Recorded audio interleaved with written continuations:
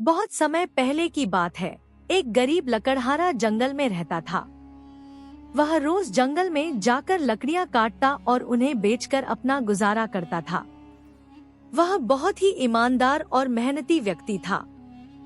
एक दिन जब वह नदी के किनारे एक पेड़ काट रहा था, तो अचानक उसका कुल्हाड़ी हाथ से फिसलकर नदी में गिर गई। वह बहुत परेशान हो गया क्योंकि वही कुल्हाड़ी उसकी आजीविका का एकमात्र साधन थी।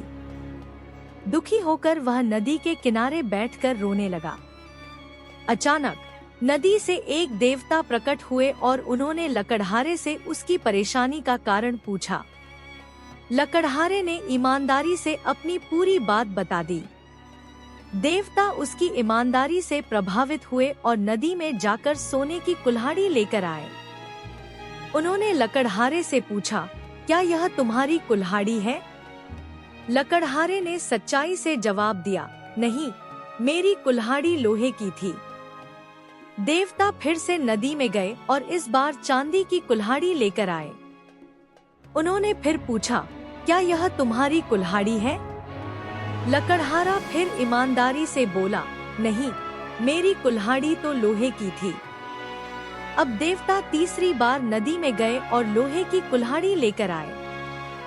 यह देखकर लकड़हारे की आंखों में खुशी के आंसू आ गए और वह बोला, हाँ, यही मेरी कुल्हाड़ी है।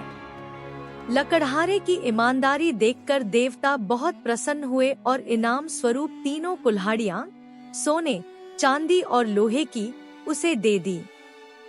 लकड़हारा बहुत खुश हुआ और धन्यवाद देकर अपने घर लौट आया। शिक्षा। इस कहानी से हमें यह सीख मिलती है कि ईमानदारी का फल हमेशा मीठा होता है और सच्चाई का साथ देने वालों को अंततः इनाम मिलता है।